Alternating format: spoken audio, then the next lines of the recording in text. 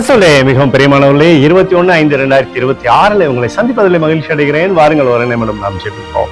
அன்பு தகப்பனே, இன்றைக்கு என்னுடைய பாதுகாப்புக்காய் ஜெபிக்கும்படி என் தேவனுடைய சமூகத்தில் வருகிறேன். என் தேவனுடைய நிறைவும் அன்பும் ஆசீர்வாதம் விடுதலை என்னுடைய வாழ்க்கையிலிருந்து செயல்படும்படி செய்தல்லும்படி ஜெபிக்கிறேன். எல்லா பொல்லாப்பு நாசமோச விலைக்கு அவரை நீங்க பாதுகாத்துக் கொள்ளுங்கப்பா. உங்களுடைய நீதியின் வலது கரத்தினால் இவரை தாங்கி வழி நடத்தும்படி ஜெபிக்கிறேன். உடைய அன்பின் பிரசன்னத்தினால் நிரப்புவீராக. தேவ சமாதானமும் சந்தோஷம் விடுதலை என்னுடைய வாழ்க்கையிலிருந்து செயல்படும்படி நீங்க செய்யுங்கப்பா.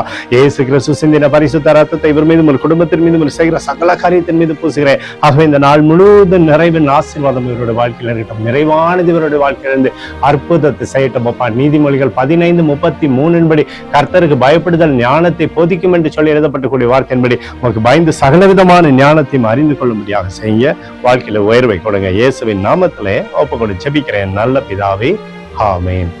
பிரியமான ஜெப பங்காளரே, ஒரு நிமிடம் நம்ம இந்திய தேசத்திற்காக ஜெபிப்போம்.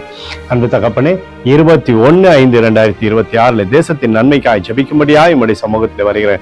இந்திய தேசத்தை நீ ஆசீர்வதிக்கும்படியாய் ஜெபிக்கிறபடி, கிருபையான இந்த தேசத்திலிருந்து செயல்படும்படி நீ செய்தரும்படி ஜெபிக்கிறேன்ப்பா. அப்படி தெய்வீக பிரசன்னத்தினாலே நிரப்புவீராக. தேவ மகிமையும் கிருபையும் விடுதலையும் அப்பா எப்போதும் இருக்கும்படி தேசத்துல நீர் செய்தரும்படி ஜெபிக்கிறபடி சமாதானத்தை கட்டளையிடுங்கப்பா. எங்களுக்காக அடித்து நொறுக்கப்பட்டு கூடிய இயேசு கிறிஸ்துவும் அவர் சிந்தனை வெளியேறப்பட்ட ரத்தத்தினை ஒப்பு கொடுக்கிறோம். அத்தோடு இந்திய தேசத்தில் எழுப்புதலை தரும்படியா ஜெபிக்கிறேன். எழுப்புதலை தருவீராக, எழுப்புதலை தருவீராக, எழுப்புதலை தருவீராக, எழுப்புதலை கண்கள் பார்க்கும்படி நீர் ஆசீர்வதிக்கும்படி ஜெபிக்கிறேன். நேற்றும் இன்றும் என்று மாறாதவராகிய இயேசுவின் நாமத்திலே ஒப்புக்கொண்டு ஜெபிக்கிறேன் நல்ல பிதாவே, ஆமென். பிரியமான ஜெப பங்காளரே, அன்று நம்மளுடைய ஜெபத்தை கேட்டிருக்கார். இந்த நாள் முழுவதும் கர்த்தராகிய இயேசு கிறிஸ்துவுக்குள் நீங்கள் வளரும்படி வாழ்த்தி ஆசீர்வதிக்கிறேன், ஆமென்.